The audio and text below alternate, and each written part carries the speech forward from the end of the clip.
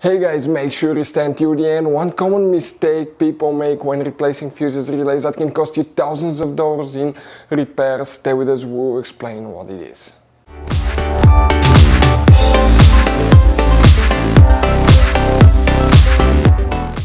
Hey guys, welcome back to Auto Repair guys. Thank you guys for watching and subscribing to the channel. Today will be super helpful video to any of you guys having a Mercedes E Class, that generation that you see here from year 2010 to year 2016. This is known as generation W212. If you need to find where the oxygen sensor heater O2 heater fuses are located, stay with us, we'll explain that in this video today. Where you can buy cheap parts, tools, fuses, relays at a good price, quick shipping, that way you do not waste money and time. Why it's always a good idea to test fuses and relays. All that guys will be covered absolutely free for your convenience, make sure you stay until the end. So before we start, let us tell you a little bit about us guys. Now, if you have a Mercedes E-Class, that generation from year 2010 to year 2016-17 guys, this is the W212 guys. We're going to have a video for every single fuse relay on that car, why things do not work, why we're making this one, because we're trying to save you time and money guys. Let's say you're down the road in the middle of nowhere, your car does not start, you need to find where your engine starter fuse relay is located guys, where you can find fuel injection system fuses, fuel pump fuses. All you have to do, come to the channel, watch that video, 1-2 minutes, you're back on the road guys. In addition, we'll share where you can buy cheap parts and tools, that way you do not waste your money and time. Every single car we get here at the garage, we try to make guys at least 200 to 300 free repair videos. We take them completely apart, we show you how to fix mechanical, electrical, engine work guys, body work, a little bit of everything. And we have more than 12,000 free repair videos on our channels that can save you thousands of dollars guys in free repair videos. Check it out if you need help with that. So let's go ahead and start on it now. The O2 oxygen sensor heater fuses, where you can find them, we will demonstrate that on this generation Mercedes E-Class. This is the same generation, but this model is produced before the facelifted version. This is the facelifted version. So they'll be the same, they're built on the same generation, so it will work for both. We have multiple fuse boxes, but today we'll work in two. First, open the hood. This is your engine. Here on the driver's side, you're going to have behind the shock tower guys, here towards the windshield you have that cover. Pull it out. Underneath is the main engine fuse box that we have a layout like this one. Before we continue, let's explain quickly why it's always a good idea to test fuses and relays.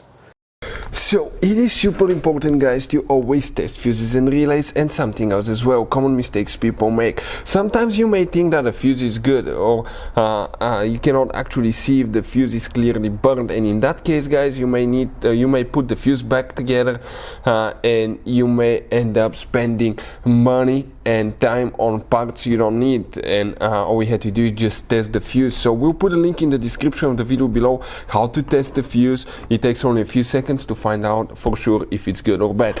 The same thing for relays guys, okay? Some of those could be really expensive on cars, so we'll put a link in the description of the video below how you can test relays. And for some certain fuses guys, it's important to disconnect the car battery when removing them, otherwise you can burn the electronics. And for instance, working on airbags, fuses or anything like that, you need to wait at least 1 hour after disconnecting the car battery. And if you're not qualified and certified to work on airbag system, I will never recommend to do that guys. But when disconnecting the car battery guys, okay, common mistake people make, it's important to know which battery terminal you reconnect first. If you do it the wrong way, you can burn electronics modules. How we know about that? We burn before the traction control module on BMW that cost us $2,000 guys. So we'll put a link in the description of the video below which battery terminal to disconnect first. Check it out for your convenience. So here guys, what do we need to check? Okay, which fuses we need to check for specifically oxygen sensor heater.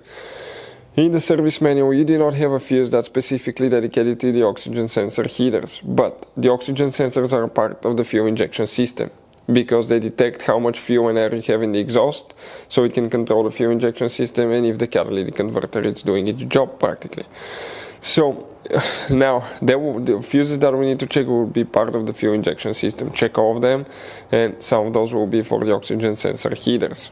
If you need to buy any oxygen sensors, fuses, relays, parts, tools for Mercedes or any car at a good price, quick shipping, we'll put a link in the description of the video below. Check it out, you can save quite a bit of money.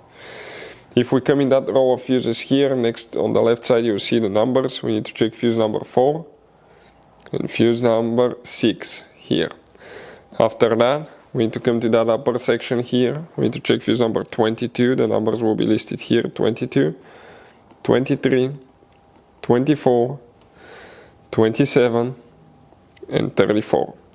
Next, you need to open the trunk. In the trunk, on the right side, you have that cover, pull it out. Behind it is another fuse box. Here we'll come in that lower middle section. If we zoom in a little bit, you need to check fuse number 42. That's located right here. And there is one more fuse that you need to check. It's known as fuse number 89. We're talking about that one here. Hopefully, guys, the video will be helpful. Thank you for watching. See you next time.